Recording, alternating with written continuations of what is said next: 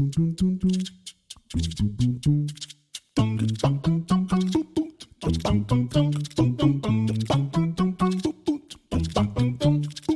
welcome back to another exciting episode of Spellstorm Miniatures. My name is Jeremiah. I'm Dan. And I'm Chad. And our goal here is just to inspire you to play more games. And this is the last episode of the year for us, I think. Yep. And another calendar year. We usually try to kind of do a wrap-up year. And this is such a weird year to wrap up. And so we're gonna do our best, kind of looking at the year that was, and then maybe try to turn the calendar and see what we're hoping for next year. But before we do that, have you guys played any games lately? Nothing on the computer much, or even on a board or a table for me. But we've been playing a lot of Mario plus Rabbids for the Switch, which is basically Mario plus a game called Rabbids. Never played it, never seen it, but they're really wacky bunny creatures. And so it's kind of a silly game. You run around. It's very, it is very tactical based, which actually kind of then sucked me in a little bit more than the other Mario games. But it's more like you have your team of 3, you do your turn. It's box. So you can move like 7 cells or 7 boxes, and then you do your attack, and you have a chance of critical and all sorts of stuff, right? You upgrade your characters as you go, of course. So it's a grid turn-based game, if I remember right. Exactly. Yeah, that's exactly it. And so each of your squad has different abilities. You can only have 3 of the 6 characters available. How many are there? 2 Peaches, 2 Luigis, 2 Yoshis, 2 Mario. So 8 characters. So you have the 8 characters that you can only use 3 of them at a time when you're playing the regular levels, and they all have their different abilities. So you got that team strategy in there too. So it's been a lot of coaching. Yeah, the Rabbids were their own game, but I feel like they were also a spin-off of something else, but I don't remember what. Yeah, like, I don't think they originally came from their own thing. I think they were like some little side thing that was really popular, and so then they got their own thing, and then they mixed it with Mario. I actually remember doing a demo of Mario and the Rabbids a number of years ago when I got to go get a tour at the Nintendo headquarters that's in Seattle, or like the Bellevue area, because one of the guys in the War Machine community works there. So one time when we were up there for Lock and Load, actually it was the same year that Grimkin released.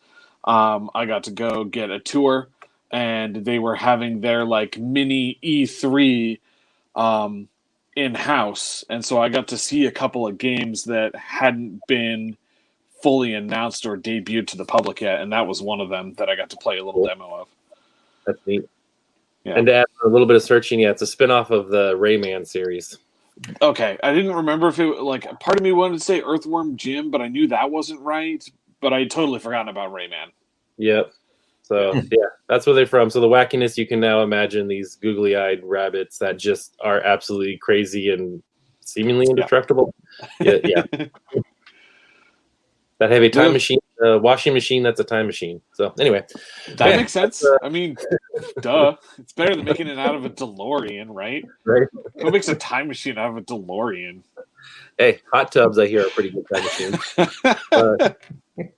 Anyway. Is the replayability high on that?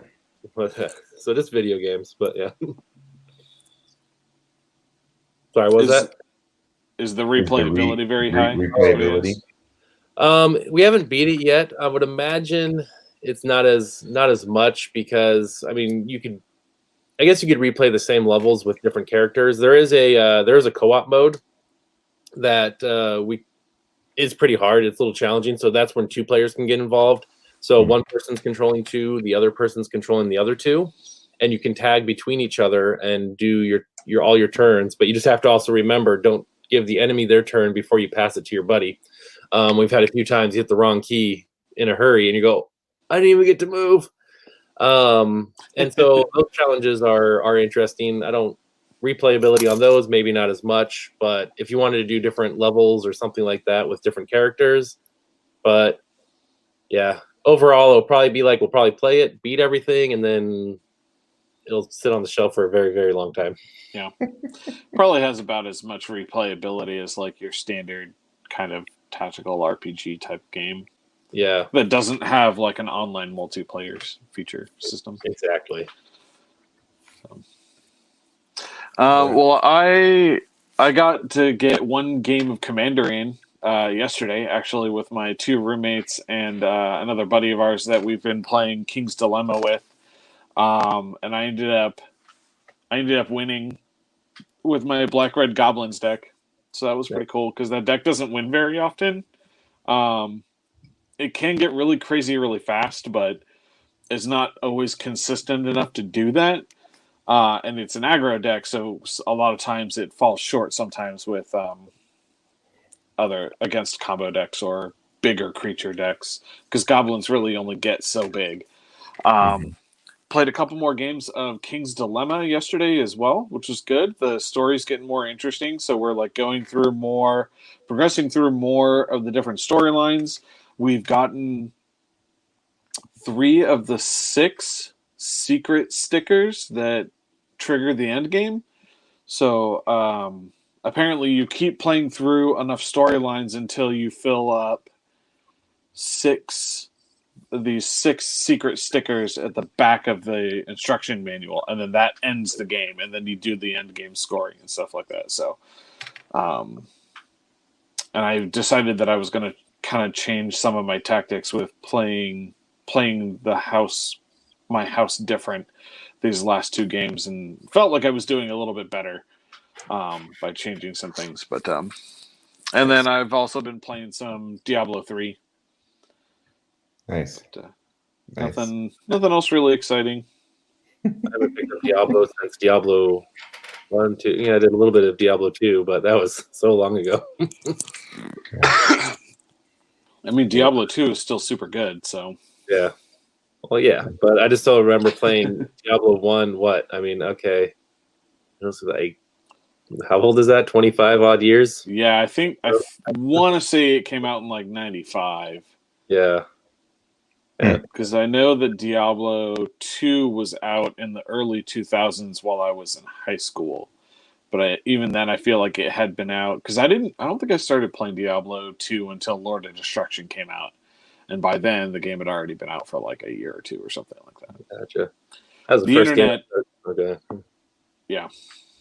That's the first game I started doing like kind of minor hacking on or whatever. There was those mods, and you could double up your objects or like nuke someone out of the game.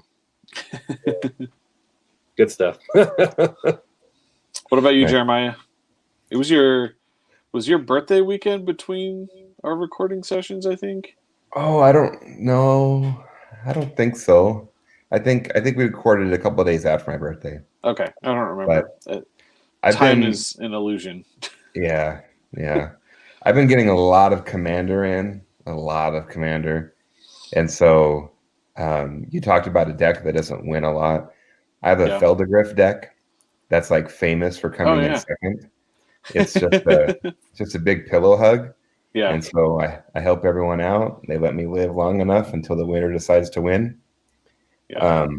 But I won. So nice. Yeah. I kind of tricked Ozzy a little bit, and it feels good to beat him because he crushes me in most games. And then last week I built a partner deck with Livio Oathsworn and then Iktik or something. It's like a green artificer, and so it was a Selesnya guild. And the first game I played against Ozzy, he crushed me, and it was kind of 1-on-1. I just wanted to see the cards come out and kind of get a feel for like the mana count and stuff. And then we played a 3-player with Bryce, and I completely crushed them. It was insane. Like I had like 140 life or something, and had like 1 million creatures. Like my board state was insane because my engine that I kind of created happened.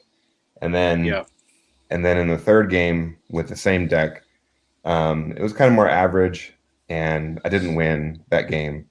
But I didn't get crushed, and I didn't crush. It was just kind of just a fun game. Yeah. But it was enough for me to get a sense for the deck, and I'm already ready to take it apart and then find a new partner for Livio.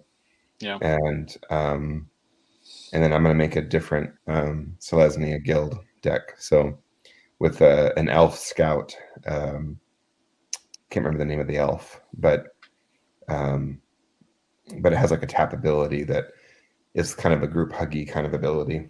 So parlay, I think, is the ability it has. Oh, Savala. Savala, yeah. Yeah, she's really good. Oh, is she? I didn't know. So yeah, I was just reading the card and I was like, this looks like fun to play. So yeah, that's all I wanted. I don't remember if it's that version of Savala or the other one where it's actually a very strong competitive commander deck. Okay. Yeah, she's super good. Cool. But we did get another Frostgrave game in. Yeah. And so we got together with my coworker and who we've been doing our campaign with, and he's like one of the only people outside my family that I see kind of on a regular basis, Yeah. And so so we got our game in, and we had finished the Sellsword campaign prior to our last episode. And so we decided that we would put together just a series of scenarios that we would kind of homebrew a little bit. Yeah. And so we took one that already existed in the book, and then we made some modifications to how we would set up. Specifically, we made it 2v2. And so we would pair up, and we based the pairings randomly off of deployment zones. And so depending on how we chose deployment zones would depend who your partner was. Mm-hmm. Well, going into the game, the two top wizards were Oz and Dylan, and the bottom two wizards were me and Bryce. And so wouldn't you know it, me and Bryce got on the same team against Dylan and Oz. And there was a moment in the game where in one quadrant of the map, there were 3 wizards and 3 apprentices, all within like a foot and a half of each other, within 18 inches of each other. Like, it was danger zone. It was danger zone. And I just felt so assaulted. Ozzy just like swarmed me. He completely ignored Bryce, just went right after me and was bullying me, and they crushed us. It wasn't even funny.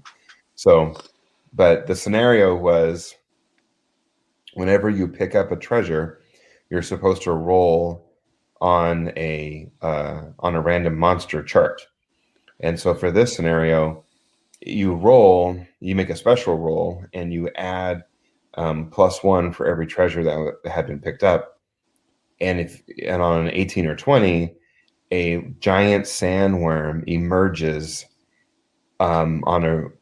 in place of a random treasure on the map. And so, like, we started with 12 treasures, and every time a sandworm pops up, it lowers the total number of treasures that can be got, because it gets consumed by the sandworm that pops up. But then you get extra additional XP if you're able to, kill the sandworm. And so there were a couple glory shots that took place.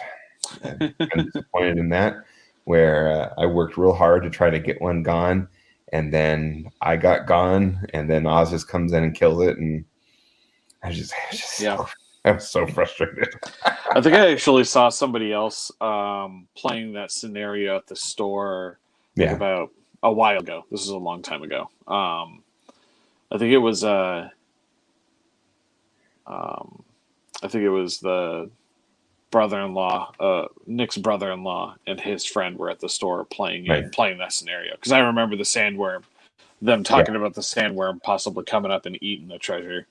Yeah, it's one of the ones that's in the main book. And so if you have Yeah. the main book, you have that scenario. So, But now, but are you guys still playing first edition, or are you playing second edition now? so we have the PDF of the first edition. Mm-hmm. So without spending any additional money, we decided to play first edition. Okay. So that's I what we just gave. wasn't sure if you guys had made the switch or Yeah. not, because Yeah. I know second edition came out a couple of months ago, earlier Right. this year, and I have it, but Bryce isn't so keen on learning new games, and like he still likes fourth edition D&D. Yeah. So yeah. that's what he learned first. You know You what I didn't mean? raise it very well. Come on now. So I mean, but fourth ed was good at exactly what it was trying to do, which was introduce people who had never played an RPG into an RPG. yeah, I also like the fact that everyone started with a base of 10 hit points, as Yeah. opposed to 3-5, where you could be a wizard with like 6 hit points, and then a house cat crits on you and kills you in one shot.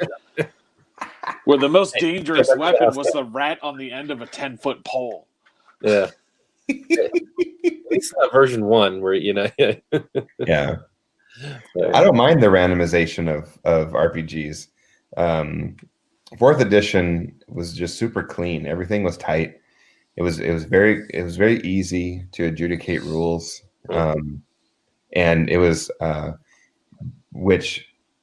which is probably why I don't like it as much as like I actually love second edition the best. That's my favorite, because it was developed enough and it still had a little bit of that randomization feel, So, but anyway, no, we're back on Frostgrave. We're looking at like the next scenario, having like a kind of like a scenario, like that sort of like that scenario that's in Song of Ice and Fire, where you have a defender, and then you have like an attacker.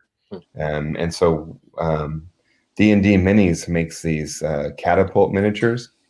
And so I've got one, and what I thought I'd do is pick up a few more and then have them positioned out in the battlefield, and then have like a defender wizard in like a citadel or something, and then give the attacker special like they can take a special action to load and shoot these catapults to try to, I don't know. I'm still working on those rules, but like, I love what Joseph McCullough says about Frostgrave, about gaming in general. I actually brought up the rule book right here. It says, if you think of ways to make your games of Frostgrave more fun and interesting, then do it. It is your game after all. And I just love that permission that he gives.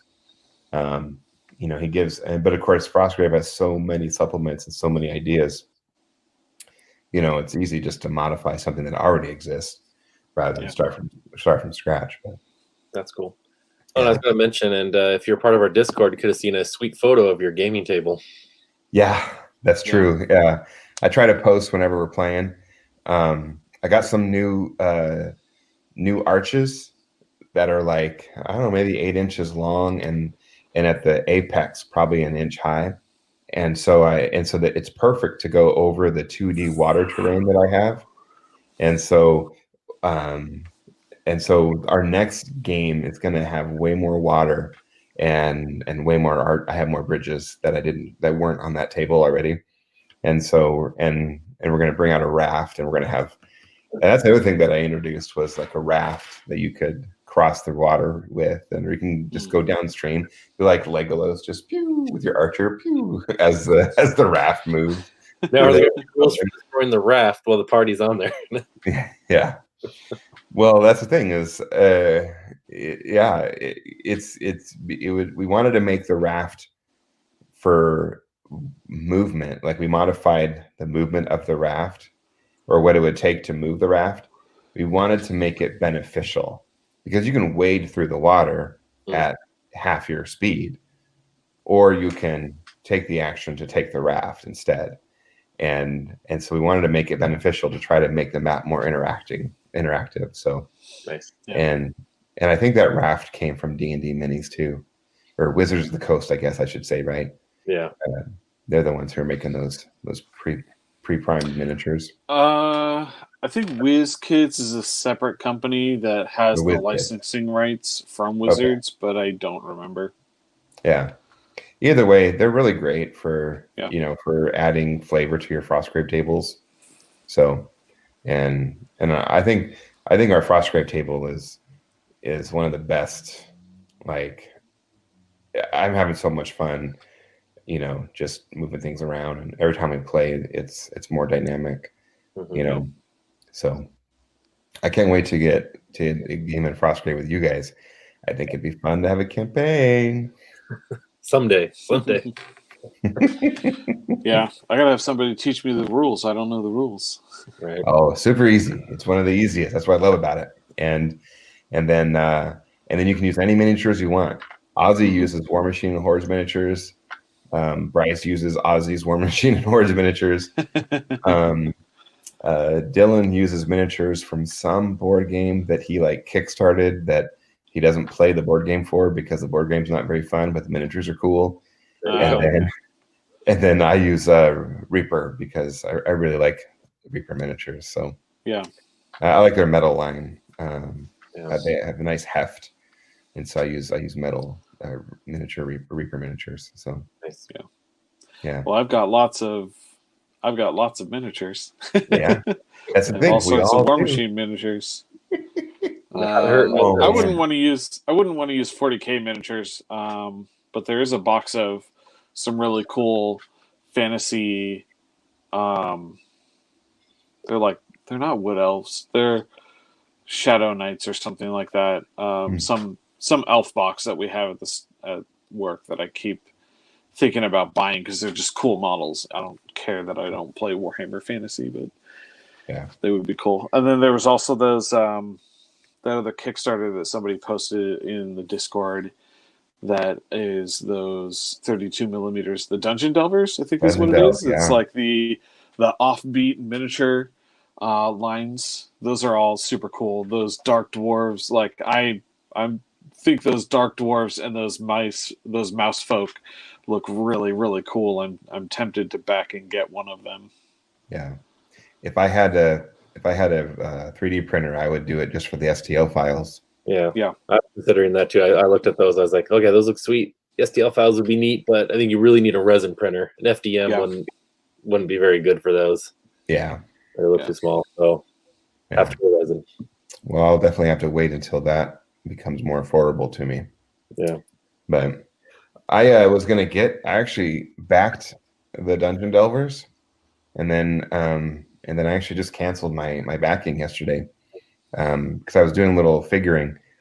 I think they're going to be. I wanted them for my T9A army, but I think they're too big. They're 32 mil, and my T9A army is on like 20 mil basis. Oh, okay. And so they would just scale wise, they just wouldn't really fit. And my wife revealed to me that money's a little tight right now, and so supporting a Kickstarter would not be in my best interest if I wanted her to like me. Yeah. And so, and that's fair. I understand. We had quite a few house expenditures this year, so right. That's just how it goes. So yeah, I was gonna say if you did get the STLs, you could always scale them down. If you had your own printer, you could shrink them down to the size you would want. But well, maybe in the future. I actually think that what they're doing is probably the future of gaming, and I think it would be worthy for us to do a little research and dedicate an entire episode to talking about what we think the future of the gaming would look like. Not even them, but also One Page Rules. Have you heard of them? So you get these free rule sets that are available online, right? That people write that simplify games for you in every kind of genre. And they took the next step, and then they made these PDF files of 2D standees that you print, cut them out, fold them, and now you're playing with paper miniatures, right? And then now the next iteration of them is they're producing their own miniature line, but they're not selling the miniatures. They're just selling the STL files. So now you can get, the 3D files to make your own miniatures to play these one-page rule games. So I think they're onto something, like Anvil Miniatures, one-page rules, people like that. I wonder how long we're going to have proprietary specific models for proprietary specific rule sets. Yeah. And for that to be the norm. So yeah, but, probably. Yeah, that'll depend on how much more easily available printers become, and how many people start spending the money to do it themselves or to get their own printer. That's true, because there might be a large player base that may not want to. Yeah. Yeah. It takes up space. It's dealing with, if you're dealing with resin, you're dealing with the liquid, you have to be careful of odor, spillage, etc., cleanup. Yeah. It can be a hassle. Now, granted, I was half tempted to back a 3D printer that could basically has an endless Z height. So it printed on an angle and just kept going forever. So like their example, they printed like a 17-foot pole or something like that. Oh my gosh. That's pretty impressive. It literally, a lot of filament, but it literally had you could just keep going, the assembly line style it was, but I don't have that sort of money or really need. It just was really cool. I would have to get that printer and mess around with that. Yeah. The fact that you could just cosplay a big sword if you wanted a big sword or whatever else you want. Yeah. Like, for real. Sure. I actually think that's a really good idea. I want a really big sword now. Yeah. who doesn't, right? Yeah. Right. Yeah. I want a big old Zelda sword that looks like 2D, or 16-bit or 8-bit or whatever Nintendo was. Like, oh yeah. Totally. I digress. But let's talk about the year that was, right? So, true to form, the year that was kind of. kind of. We have our own kind of filter that we're going to be filtering the year through, and so we basically have 3 questions that we're going to answer today. One of them is, when it comes to hobby, what was your greatest victory this year? When it comes to the hobby, what was your greatest challenge? And then what do you hope for? So it's kind of going to be a sandwich, something good, something less good, something good, right? I was kind of looking back at our previous episodes, and this episode that we did last year, the title of it was something catchy, like the year we finally get it right. Okay. Yeah, that was hubris right there. Because who knew that 2020 was going to be the way that 2020 was? Whatever goals we set last year, I did not meet mine. I'm sure you guys didn't either. Or maybe you did. I don't know. Thinking back on it, I did actually, looking back through my pictures of stuff that I painted, I think I did actually hit one of my goals, but it wasn't the thing that I meant to do, or it wasn't the painting goal I meant to accomplish. It was something different, but it was still my overall goal. Because, and I'll talk more about that later as we get into that. Well, why don't we get to the first question? What was your greatest victory, or the best thing about 2020 for you when it comes to hobby? On the hobby side, it's always it's been a tough one, just not losing interest, right? Like that's almost the greatest thing of accomplishment, almost halfway joking, right? But as you're saying, it kind of reminds me, like I said, the year went by either way. A quote I recently read, I'll edit it a little bit, right? Like, you could spend the year crying, or you could spend the year, smiling. Either way, a year goes by, right? Yeah. So make the best of it. And for the most part, I think it's been nice to actually have gotten a few things painted. I was keeping up really good on my Marvel Crisis Protocol releases for a little while. And then again, time just kind of school starting back up and everything like that. So, just really, I think it's been joining leagues, participating online as much as I can, since we can't get in person, is at least still keeping up with some of the gaming and trying to have those connections and get stuff done while it has time. So, whereas if we weren't stuck at home most of the time, I may not have joined up with like, the war table leagues and stuff like that, right? So, yeah, not a huge accomplishment, but I'm getting stuff assembled at least. Well, I think not losing interest is a victory. I mean, right. There's a lot of things that have applied stress this year to gamers, to hobbyists like us, and so that's a good thing. So, Chad, what about you? What was your greatest victory? So my greatest victory was actually, it was like I said, I was going back through some of my pictures and stuff, and I realized that the goal that I had placed last year was this year I wanted to complete. I wanted to get a faction or an army fully painted. Last year I was able to finish up my circle army. At the tail end of the year, I managed to sneak through and finish the last handful of models to get everything done. And I realized, looking through my pictures and things like that, that I actually did uphold that promise. I had wanted to paint all of my Stark army, and then due to some financial constraints, I ended up actually getting rid of my Song of Ice and Fire stuff. But I realized back in April, I actually finished fully painting and basing all of my Death Guard army. And I took pictures of it at the store on the display table that I set up. So it's like 3,600 points of all Death Guard that's fully painted. And I have a few extra models that I need to do that are some more Plague Marines from the recent Special Heroes box that came out not that long ago. But other than that, I've got 3,600 points of Death Guard that's fully painted and based.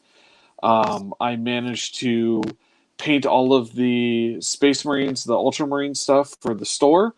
That's our store display models from the Indomitus box. I recently finished those up. So it's actually 2 factions I was able to finish getting fully painted. Now you're bragging. I mean, a lot of this was stuff that was already done, and it was like finishing up the last of the project. Yeah. Basically, it was that home stretch, like 10% that I had finished, that I was able to finish this year. And at the beginning of the year, I remember right at the turn of the year, I was really motivated, and I was getting a lot of stuff painted, doing a lot of stuff. And then the biggest challenge that I overcame was like right around that time of like, I think it was around April. I finished up the Death Guard stuff, and shortly after that, I kind of like I lost motivation, and I didn't pick up a paintbrush again for like a couple of months.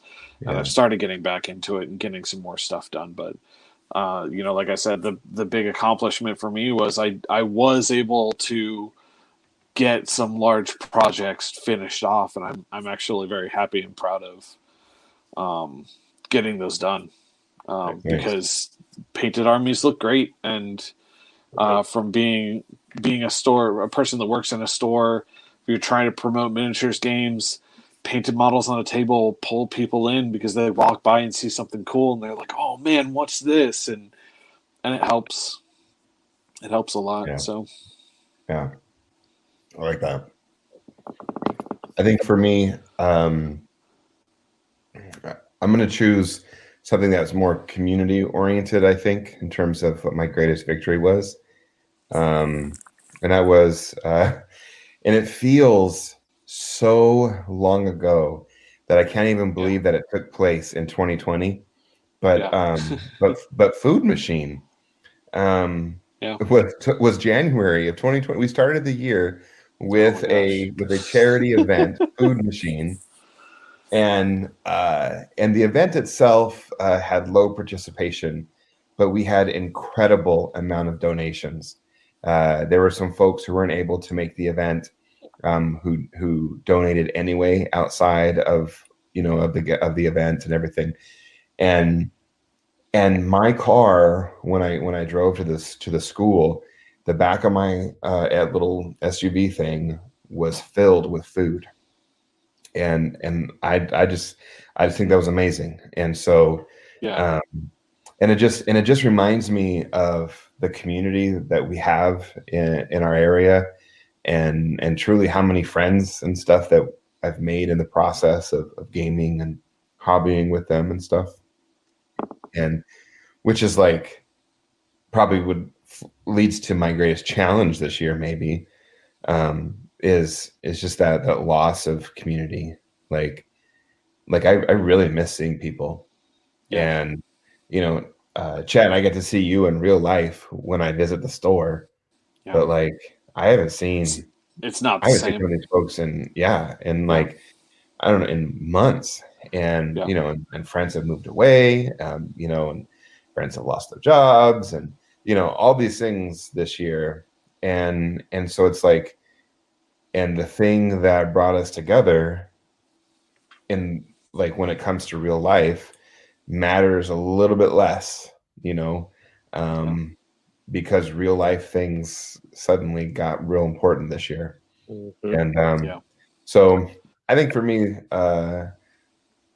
so I think, the greatest challenge for me, I think, is trying to remain hopeful and trying to keep the community together. And so, like, I'm real proud of the participation in our Discord. We have a lot of folks who get on and talk on a regular basis, and actually we can actually add this in my challenge, or my success, is the startup of the paint party has actually revived a lot. Like, I love paint party, and so like, it's funny, like, I don't even talk a lot. Like, all these other people are talking about. I just want to be listening to the chatter, because it reminds me of being at the store and listening to the chatter while I'm rolling dice or painting the back with whomever, and so paint party does that for me.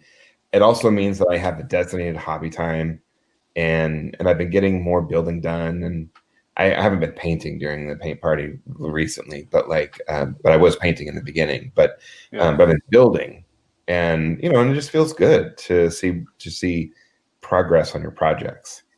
Right. So that's like, that's my victory and challenge all kind of tied together into one kind of thing, I guess. Yeah. And if you too want to join the paint party, Thursday nights, 8 p.m. Pacific, follow through the Discord. We have a listener in like Germany who wants to participate, but it's like early in the morning for them or something. It doesn't work for my timing, but it works for quite a few. Like, even the week I got on there, like, it was only like me, Curtis, and Hans. I was like, I mean, good group, don't get me wrong, but there's been other times I'm like, flipping through at getting the kids to bed. I'm like, see like 7 people on. I'm like, they can put themselves to bed, right? Yeah. It's all different. Like, there's a couple people who are on like regularly, and then like there's a rotating cast of people who get on when they can, and it's cool. So I've been trying to pop on when I can. Even there was one night where I wasn't even working on anything, I was just hanging out with people, and I've been trying to get back having projects to work on painting, and now that I've found out that I can just do some priming in the store after hours in a cardboard box and just let it air out, I can get some more priming and stuff done in the future, and have more and keep some projects going while the weather is still not friendly for priming. So I'm looking forward to doing that, doing some of that later on. Right now I've got some Space Wolf stuff that I have been working on and trying to finish. I got all primed and stuff that I'm trying to work on. Yeah. It's excellent. Yeah, for Christmas, my parents actually got me some primers I can put through my airbrush. So, awesome! A bit nicer, I have a little airbrush booth, so I can either set that up in the garage or, worst case, in the house and try to vent what I can outside. But I don't know if I want to mess with primers inside still, or a little bit. But even so, I can do it in the garage, that little booth. But kind of leads me into my challenge of, like you said, it's just time. It's finding time to do things when, so again, like I said, the year, we get it right. I was gonna have, a lot of time during the week to do stuff. And, this year it's just been, I'm probably around my kids on average, 18 to 24 hours a day. Right. Like, nearby. I mean, granted, some of that's sleeping, but then I'm trying to sleep too. They're still nearby, right? They're around. Yeah. So, that's what I think just been my biggest challenge is just getting through, finding the time. Like I said, staying motivated, because if the models aren't going on a table or in the store to hook other people in, right? Like what's my motivation to get something painted if I don't know I'm going to play it for a while, right? Yeah. Dan, you should do it for me. Yeah. You should do it for me so that I don't have to keep riding your back about it. Yeah. It's good. I mean, I did get that one army painted back in October, a little Brawl Machine A-team list, but I said that and MCP has pretty much been it. That's Yeah, good. all the challenges, because you listed yours. Yeah, we both kind of shared Yeah. challenges. Yeah. Let's end on a good note, or end the topic on a good note. What's one thing that you hope for in 2021? Store stuff while you open up more. Go ahead, Jeff. Yeah. I was gonna say I'm just gonna kind of keep rolling try and aim for a third year in a row of getting some army fully painted. I don't know what it's going to be yet. It might just be more of the Space Wolf stuff that I have, or some of the other small things, or it could be some other stuff. I don't know yet. I've still got some Circle stuff that was from Riot Quest. I guess hopefully get the rest of the Riot Quest stuff done, because Wintertime Wasteland just got released. I just got all of my stuff from that Kickstarter. I still have about probably close to a dozen models that came out at the beginning of this year that I haven't gotten the chance to get around to painting, despite being really excited for them. They came out and I got them around the time that I had lost that motivation. So I've got a vacation coming up here at the beginning of the year when the store's going to be closed, because we all need a break. And I'm going to take that one of those days to get a bunch of stuff assembled, all the Wintertime Wasteland stuff assembled. I need to figure out what I'm going to do for the basing for a lot of the stuff, and I haven't decided that yet. I only actually did full basing on one of them, the Wolf with No Name, because I was actually going to use it in regular armies. But I'm gonna try and get the Riot Quest stuff done in 2021. And try and keep working on some other projects. I also realized it's been a while since I did a really big piece, and I want to try and find something really cool that's going to be an interesting model to paint, where I can kind of challenge myself a little bit more and do something that's kind of a big showpiece. Really take my time on it, maybe try some new things. I'm not sure what yet, but I realized the other day, as I got closer to Christmas, it's been a while since I painted a larger kind of showpiece, and I want to do that in 2021 sometime. Nice. What about you, Dan? Well, it'd be nice to play some games in person. That's on the goal list here. Should be possible later in the year, maybe, but first half, focusing on trying to niche out that time, get some more videos for our YouTube, right? Try to be a little bit more consistent on that would be good. Got enough stuff. It's finding that time. I want to let's see here, probably get some Riot Quest, Monpok, Warcaster. Got all of them still to paint up. Neutral models to paint up, right? Got a lot of stuff. I still got a lot of models, and thanks to Rune and Board, got a lot more models now. I gotta assemble. Darn them in sales. And a little bit of Christmas money helped with that. So I want to kind of try to get back in the swing, get that painted up. I still have time this year to maybe complete an army. I have the other side army that I got primed up. So Nice. I'll talk about that in the hobby section. But I want to learn to play like Conquest, when that kind of jump on the War Rune. I really need to figure out how to say that. The dinos and stuff. I mean, orcs riding dinos, right? Feathered dinos. Yes, you can do some. Have an idea. They look pretty cool, right? I picture them with the very vibrant colors. The feathers more of like yellow, orange. Oh yeah, totally. Aztec all the way on them. I mean, that's probably what they're kind of going for, but I'm fine with that idea. I'd like to get some N4 in, learn kind of the difference onto that. Heyo. That'd be cool. Really just like those are some of the main kind of short-term goals, I guess, when we start playing in person is get to learn those games, get some of the more things painted. It would be nice to catch up on some of the releases. And then, like I said, we'll play some of our good old games, Malifaux, still got to figure out that game a little bit more. It seems straightforward enough on the rules. It's the schemes that gets me. I'm like, okay, what, haven't played enough to really understand that, but yeah. And I still have my my Victoria's crew primed and ready to paint at some point. Nice. Well, when we can get together and play, get it painted. Yeah. All right, Jeremiah, finish this out. I have. I think I'm going to reset my previous goal and then add another goal, and then add kind of like sub goals. So, I love you. When we get back to playing War Machine on the table at the store, I want to have a painted list, and so I got real close finishing my Legion list, and then like the CID hit, and then I haven't figured out what I want it to look like now, and so I have to figure out what that list is going to look like, and then paint those models because I have to make revisions to the list, and then my first army that I want to finish is my T9A army.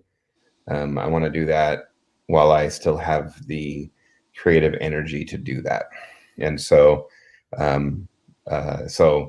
those are the sort of two goals that I have. That's a significant amount of models, but it is what it is. And so here's the process goals that I have for myself.